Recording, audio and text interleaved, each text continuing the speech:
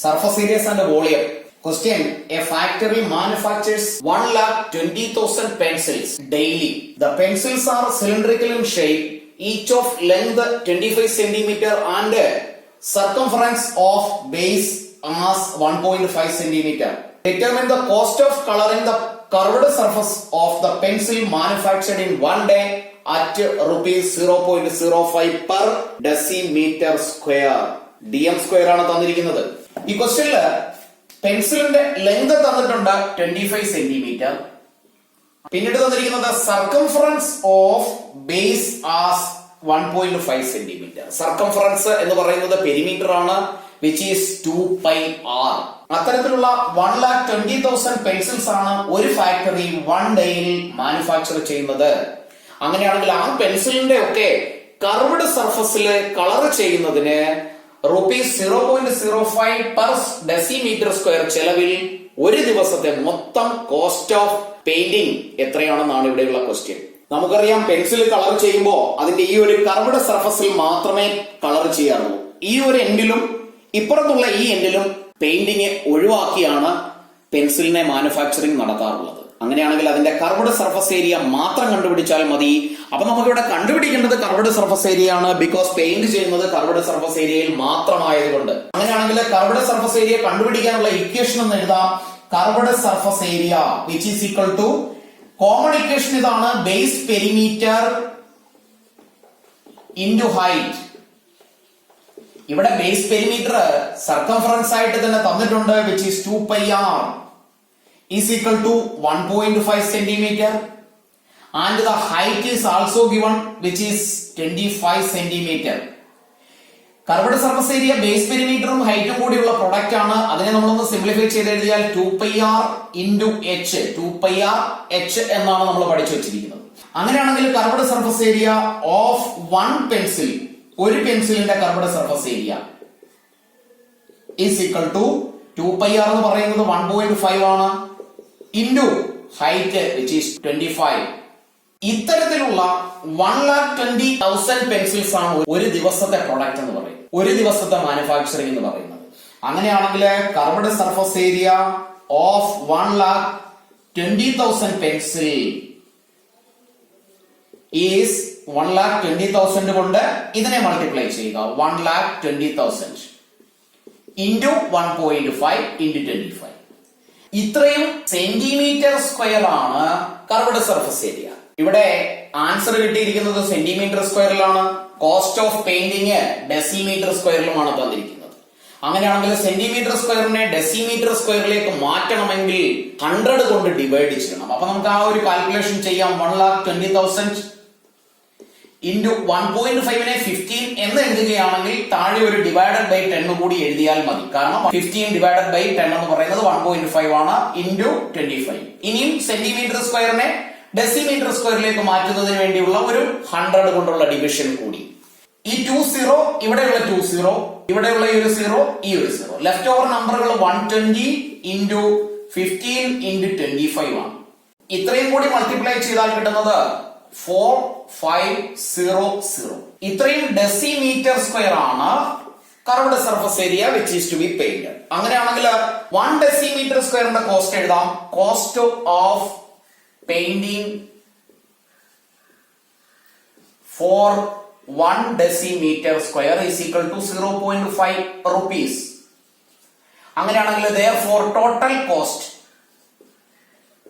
Is equal to ഇത്രയും decimetre square area 4500 into 0.5. 5 കൊണ്ട് 45നെ multiply ചെയ്താൽ 225, 2 0 കൂടി എഴുതുന്നു.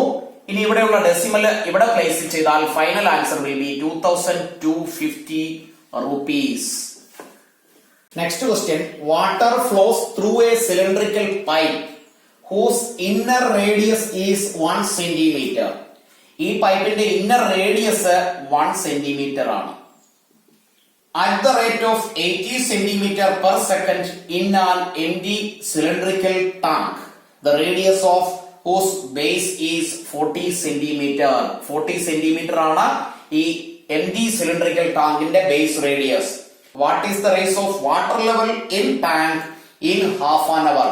ഈ സിലിണ്ടറിക്കൽ പൈപ്പിലൂടെ ഒഴുകി വരുന്ന വെള്ളം ഹാഫ് ആൻ അവറിൽ ഈ ടാങ്കിന്റെ എത്ര ഹൈറ്റ് ലെവലിൽ നിറയും? അതാണ് ഇവിടെയുള്ള ക്വസ്റ്റ്യൻ. അപ്പോ വാട്ടർ ലെവൽ എത്രയാണെന്നാണ് ക്വസ്റ്റ്യൻ. ഇവിടെ നിന്ന്, അതായത് ബേസിൽ നിന്ന് ഇത് എത്രയാണ്? സപ്പോസ് ഇവിടെ വരെയാണ് വാട്ടർ ലെവല് ഉയരുന്നത് എങ്കിൽ ഈ വാട്ടർ ലെവൽ എത്രയാണ്? ദാറ്റ് മീൻസ് ഈ ഒരു ഹൈറ്റ് എന്താണെന്നാണ് ഇവിടെയുള്ള ക്വസ്റ്റ്യൻ. അപ്പൊ ഈ സിലിണ്ടറിക്കൽ പൈപ്പ് വഴി ഒഴുകി ഇതിൽ വീഴുന്ന വെള്ളം, ഈ വെള്ളത്തിന്റെ വോളിയം എന്ന് പറയുന്നത് ഈ പൈപ്പ് വഴി ഒഴുകി വരുന്ന വാട്ടറിന്റെ വോളിയം തന്നെയാണ്. അങ്ങനെയാണെങ്കിൽ രണ്ട് കേസ് നമുക്ക് സെപ്പറേറ്റ് ആയിട്ട് ഒന്ന് കൺസിഡർ ചെയ്താൽ, ഈ സിലിണ്ടറിക്കൽ പൈപ്പിന്റെ കേസ് നോക്കിയാൽ, സിലിണ്ടറിക്കൽ പൈപ്പ് അതിന്റെ റേഡിയസ് തന്നിട്ടുണ്ട്, which is 1 centimetre, and water flow per second 80 centimetre per second എന്നാണ്. ദാറ്റ് മീൻസ് ഒരു സെക്കൻഡില് ഈ പൈപ്പ് വഴി ഒഴുകി പോകുന്ന ഫ്ലോ ചെയ്യുന്ന വാട്ടറിന്റെ വോളിയം, അതാണ് അവിടെ 80 സെന്റിമീറ്റർ എന്ന് പറഞ്ഞിരിക്കുന്നത്. അപ്പൊ നമുക്ക് അതിനെ ഇങ്ങനെ എഴുതാം, volume of water flows in 1 second, which is 80 centimeter per second. അങ്ങനെയാണെങ്കിൽ അത്തരത്തിൽ ഹാഫ് ആൻ അവറിലാണ് വാട്ടർ ഫ്ലോ ചെയ്യുന്നത്. ടൈം എന്ന് പറയുന്നത് ടൈം 30 മിനിറ്റ്സ് ആണ്. 30 മിനിറ്റ്സ് ആണ് ഇവിടെ ഉള്ളത്. 1 മിനിറ്റ് 60 സെക്കൻഡ് ആണ്. രണ്ടു കൂടി മൾട്ടിപ്ലൈ ചെയ്താൽ 1800 സെക്കൻഡ്. ഇത്രയും സെക്കൻഡ് ആണ് ഇവിടെയുള്ള വാട്ടർ ഫ്ലോ. അതാണ് ഇവിടെയുള്ള ടൈം. ഇനി അടുത്തത് സിലിണ്ടറിക്കൽ ടാങ്കിന്റെ മെഷർമെന്റ്സ് ആണ്. സിലിണ്ടറിക്കൽ ടാങ്കിന്റെ കാര്യം എഴുതിയാൽ, സിലിണ്ടറിക്കൽ ടാങ്ക് അതിന്റെ ബേസ് റേഡിയസ് തന്നിട്ടുണ്ട്. Base radius is 40 centimetre. Second ആയിട്ട് ചോദിച്ചിരിക്കുന്നത് വാട്ടർ ലെവലിന്റെ ഹൈറ്റ് ആണ്. എത്ര വാട്ടർ ലെവൽ ഉയരും? അങ്ങനെയാണെങ്കിൽ എച്ച് ഇവിടെ ക്വസ്റ്റ്യൻ ആണ്. ദാറ്റ് മീൻസ് ഇവിടെ ചോദിച്ചിരിക്കുന്നത് തന്നെ what is the level of water എന്നാണ്. Rise of water in the tank. ഈ ടാങ്കിൽ നിറയുന്ന വെള്ളം, that means volume of water in the tank, volume of water in the tank, അത് ഈ പൈപ്പിലൂടെ, ഈ സിലിണ്ടറിക്കൽ പൈപ്പിലൂടെ ഫ്ലോ ചെയ്തു വരുന്ന വാട്ടറിന്റെ വോളിയത്തിന് ഈക്വൽ ആണ്. Volume of water flows through the pipe.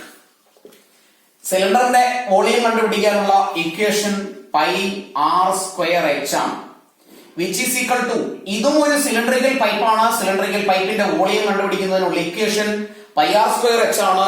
Pi r square h എന്നതിലെ പൈ ആർ സ്ക്വയർ എന്ന് പറയുന്നത് ബേസ് ഏരിയയും എച്ച് എന്ന് പറയുന്നത് ഹൈറ്റുമാണ്. അങ്ങനെയാണെങ്കിൽ ആ ഇക്വേഷനെ നമ്മൾ ചെറിയൊരു മാറ്റം വരുത്തി എഴുതേണ്ടിയിരിക്കുന്നു. Base area into volume of water flows in 1 second into അതിന്റെ ബേസ് ഏരിയ, അതിനെ ഒരു സെക്കൻഡിൽ ഫ്ലോ ചെയ്യുന്ന വാട്ടറിന്റെ വോളിയം, ഇൻറ്റു എത്ര ടൈം ആണോ ടോട്ടൽ വാട്ടർ അവിടെ ഫ്ലോ ചെയ്യുന്നത്, ഹൗ മെനി അവേഴ്സ് അല്ലെങ്കിൽ ഹൗ മെനി സെക്കൻഡ്സ്, അതിവിടെ ഹാഫ് ആൻ അവർ എന്ന് തന്നിട്ടുണ്ട്. അങ്ങനെയാണെങ്കിൽ നമുക്ക് അതിനെ എഴുതാം into time. Pi r square h is equal to base area pi r square തന്നെയാണ്, into volume of water flows in 1 second ഇവിടെ നമ്മൾ എഴുതിയിട്ടുണ്ട്, which is 80, into total time water flows half an hour, അതിനെ നമ്മൾ സെക്കൻഡിലാക്കിയിട്ടുണ്ട് 1800. ഇവിടെയുള്ള പൈയും പൈയും ക്യാൻസൽ ചെയ്താൽ radius of cylindrical tank, which is 40 square into h is equal to base area of the cylindrical pipe, radius 1 ആണ്. അങ്ങനെയാണെങ്കിൽ 1 സ്ക്വയർ ഇൻറ്റു 80 ഇൻറ്റു 1800. നമുക്ക് എച്ച് ആണ് കണ്ടുപിടിക്കേണ്ടത്, which is equal to 1 square 1 ആണ്. 1 കൊണ്ട് ഇതിനെ മൾട്ടിപ്ലൈ ചെയ്താൽ അത് തന്നെ കിട്ടും. That means 80 into 1800 divided by ഈ 40 സ്ക്വയർ ഇവിടെ എത്തിയാൽ 40 ഇൻറ്റു 40 എന്ന് എഴുതി വെക്കാം. 0 ക്യാൻസൽ, ക്യാൻസൽ. ലെഫ്റ്റ് ഓവർ നമ്പറുകൾ 8 ഇൻറ്റു 180 ഡിവൈഡഡ് ബൈ 4 ഇൻറ്റു 4. 4ഉം 8ഉം കൂടി ഡിവൈഡ് ചെയ്താൽ ഇവിടെ 2 കിട്ടും. ഇനി ഈ ഒരു 2ഉം 4ഉം കൂടി കട്ട് ചെയ്താൽ ഇവിടെ 2. Left over number 180 divided by 2 which is 90. അങ്ങനെയാണെങ്കിൽ ഇവിടെ വാട്ടർ റൈസ് എന്ന് പറയുന്നത് അല്ലെങ്കിൽ ഹൈറ്റ് എന്ന് പറയുന്നത് 90 സെന്റിമീറ്റർ എന്ന് കിട്ടി. അപ്പൊ നമുക്ക് ഫൈനൽ ആൻസർ വേണമെങ്കിൽ എഴുതി വെക്കാം. Level of water rice in the tank in half an our is 90 centimetre. Next question. A heap of rice is in the form of a cone of diameter 9 meter and height 3.5 meter. Find the volume of the rice. How much canvas cloth is required to just cover the heap?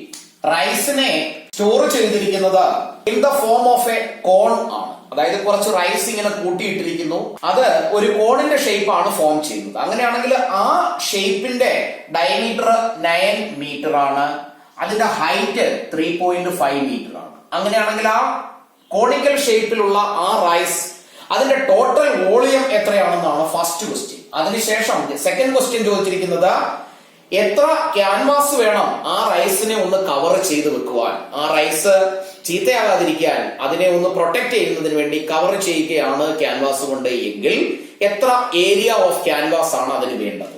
തന്നിരിക്കുന്നതിൽ നിന്ന് നമുക്ക് diameter ആദ്യം എഴുതാം. d is equal to 9 metre. അങ്ങനെയാണെങ്കിൽ radius is equal to 4.5 metre. then height of the heap is 3.5. First നമുക്ക് volume കണ്ടുപിടിക്കാം. therefore volume of rice is കോണിന്റെ volume കണ്ടുപിടിക്കുന്നതിനുള്ള equation 1/3 pi r square h which is equal to 1/3 pi into radius which is 4.5 square into h which is 3.5 is equal to 1/3 into 22/7 into 4.5 into square into 3.5. 3.5 7 രണ്ടും കൂടി divide ചെയ്താൽ 0.5 എന്ന answer കിട്ടും. is equal to 1 into 22 which is 22 into 45 into square 2025 ആണ്, രണ്ട് decimal, that means 20.25 into 0.5 divided by 3. 20.25നെ 3 കൊണ്ട് divide ചെയ്താൽ 6.75. Left over നമ്പറുകൾ 22 into 6.75 into 0.5. 5 കൊണ്ട് 22നെ മൾട്ടിപ്ലൈ ചെയ്താൽ 110 1 decimal point into 6.75 which is equal to 7425. രണ്ട് ഡെസിമൽ പ്ലേസ് ചെയ്താൽ 74.25 മീറ്റർ ക്യൂബ്. ഇത്രയുമാണ് ഇവിടെയുള്ള റൈസിന്റെ വോളിയം. നെക്സ്റ്റ് ക്വസ്റ്റ്യനിൽ കണ്ടുപിടിക്കേണ്ടത് ഇതിനെ കവർ ചെയ്യുന്നതിന് വേണ്ട ക്യാൻവാസിന്റെ ഏരിയയാണ്. അങ്ങനെയാണെങ്കിൽ ബേസ് നമ്മൾ കവർ ചെയ്യുന്നില്ല, ഇതിന്റെ കർവ്ഡ് സർഫസ് മാത്രമേ കവർ ചെയ്യുന്നുള്ളൂ. അപ്പൊ കർവ്ഡ് സർഫസ് ഏരിയ കണ്ടുപിടിക്കാനുള്ള ഇക്വേഷൻ എഴുതി വെച്ചാൽ curved surface area is equal to pi r l. അവിടെ നമ്മൾ L കണ്ടുപിടിക്കേണ്ടിയിരിക്കുന്നു. അങ്ങനെയാണെങ്കിൽ ഇത് ടോട്ടൽ ലെങ്ത് അല്ലെങ്കിൽ ഡയമീറ്റർ 9 ആണ്, ഇത് 4.5ഉം. അങ്ങനെയാണെങ്കിൽ L നമുക്ക് കണ്ടുപിടിക്കണം. L is equal to root of റേഡിയസിന്റെ സ്ക്വയർ പ്ലസ് ഹൈറ്റിന്റെ square which is equal to root of radius 4.5 the whole square plus 3.5 the whole square is equal to root of 20.25 plus 12.25. രണ്ടും കൂടി add ചെയ്താൽ 32.50 root of 32.50 which is equal to 5.7 meter. അപ്പോ L കണ്ടുപിടിച്ചു. അങ്ങനെയാണെങ്കിൽ curved surface area ആണ് കണ്ടുപിടിക്കേണ്ടത്. Canvas എത്ര വേണമെന്ന് അറിയാൻ. അങ്ങനെയാണെങ്കിൽ curved surface area is equal to pi into 4.5 radius into L which is 5.7 is equal to 22/7 into 4.5 into 5.7 is equal to ഇത്രയും നമ്പറിനെ കാൽക്കുലേറ്റ് ചെയ്യുമ്പോൾ ഫൈനൽ ആൻസർ will be 80.614. കർവ്ഡ് സർഫസ് ഏരിയ ആയതുകൊണ്ട് യൂണിറ്റ് മീറ്റർ സ്ക്വയറിലാണ്. അപ്പൊ നമുക്ക് ഫൈനൽ സ്റ്റെപ്പിൽ എഴുതി വെക്കാം. therefore 80.614 metre square canvas is required to cover the rice heap. Next question. A solid wooden toy is in the shape of a right circular cone mounted on a hemisphere.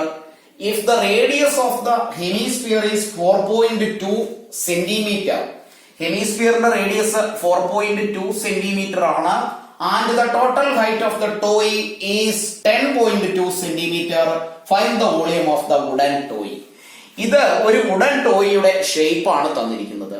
ഈ toy ഒരു ഹെമിസ്ഫിയറിന്റെ മുകളിൽ right circular cone fix ചെയ്ത ഷേപ്പിലാണ് ഉണ്ടാക്കിയിരിക്കുന്നത്. ഹെമിസ്ഫിയറിക്കൽ പോർഷന്റെയും conical പോർഷന്റെയും radius same ആണ്, അല്ലെങ്കിൽ ഇതിനെ ഇതേമാതിരി ഫിക്സ് ചെയ്ത് വെക്കുക ഇമ്പോസിബിൾ ആണ്. രണ്ടിന്റെയും റേഡിയസ് 4.2 തന്നെയാണ്. And the total height from the top to the bottom is 10.2 centimetre. അങ്ങനെയാണെങ്കിൽ ഈ വുഡൻ ടോയുടെ ടോട്ടൽ വോളിയം എത്ര? അപ്പൊ ഇവിടെ രണ്ട് ഷേപ്പുകളാണ്, ഒരു ഹെമിസ്ഫെറിക്കൽ ഷേപ്പ് ആൻഡ് ഒരു കോണിക്കൽ ഷേപ്പ്. രണ്ടിന്റെയും കൂടെ വോളിയം ആഡ് ചെയ്യുമ്പോൾ കിട്ടുന്നതാണ് total effective volume of the wooden toy. അങ്ങനെയാണെങ്കിൽ ഇവിടെ ഈ ഒരു പോയിന്റിൽ നിന്ന് ഇവിടെ വരെയുള്ള ഈ ലെങ്ത്, അതിനെ നമുക്ക് കോണിന്റെ ഹൈറ്റ് എന്ന് വിളിക്കാം. ആ ഹൈറ്റ് കൂടി കണ്ടുപിടിക്കേണ്ടിയിരിക്കുന്നു. അതിനുവേണ്ടി ഈ സെന്ററിൽ നിന്ന് ഈ ഹെമിസ്ഫെറിക്കൽ പാർട്ടിന്റെ റേഡിയസ്, ഈ ഒരു ലെങ്ത്, ഇത് നമുക്കറിയാം 4.2 ആണ് ഈ ലെങ്ത് എങ്കിൽ ഇതും 4.2 തന്നെ ആയിരിക്കും. അങ്ങനെയാണെങ്കിൽ ഇവിടെ വരെയുള്ള ഈ ലെങ്ത് ഇത് 4.2 ആണ്. അങ്ങനെയാണെങ്കിൽ ഈ ഹൈറ്റ് നമുക്ക് 10.2ൽ നിന്ന് 4.2 മൈനസ് ചെയ്ത് കണ്ടുപിടിക്കാവുന്നതേ ഉള്ളൂ.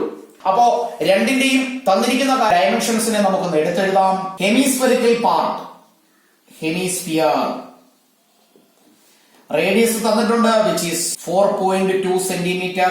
നെക്സ്റ്റ് കോണിന്റെ radius which is same 4.2 and height കണ്ടുപിടിക്കുന്നതിന് ടോട്ടൽ ഹൈറ്റ് ആയ 10.2ൽ നിന്ന് 4.2 മൈനസ് ചെയ്യുക which is 6 centimetre.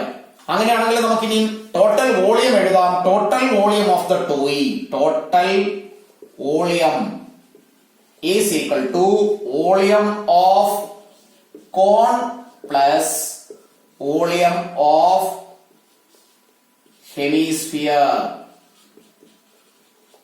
which is equal to കോണിന്റെ volume 1/3 pi r square h ആണ്, പ്ലസ് ഹെമിസ്ഫിയറിന്റെ വോളിയം 2/3 പൈ ആർ ക്യൂബ്. രണ്ടിൽ നിന്നും 1/3 പൈ ആർ സ്ക്വയർ കോമൺ ആയിട്ട് എഴുതിയാൽ 1/3 pi r square into left with h plus ഇവിടെ 2r എന്ന് എഴുതാം. വാല്യൂ സബ്സ്റ്റിറ്റ്യൂട്ട് ചെയ്യാം. 1/3 ഇൻറ്റു പൈയുടെ വാല്യൂ 22/7 ഇൻറ്റു റേഡിയസ് 4.2 അതിന്റെ സ്ക്വയർ ആണ്. ദാറ്റ് മീൻസ് 4.2 ഇൻറ്റു 4.2 ബ്രാക്കറ്റിനുള്ളിൽ h which is 6 plus 2 into radius 4.2. 7 4.2 divide ചെയ്താൽ 0.6 എന്ന ആൻസർ കിട്ടും.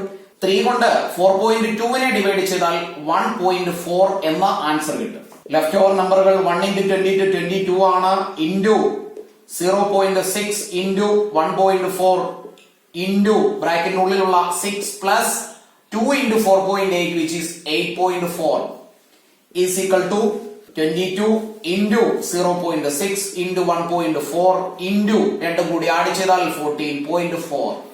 ഇത്രയും നമ്പറുകളെ മൾട്ടിപ്ലൈ ചെയ്യുക.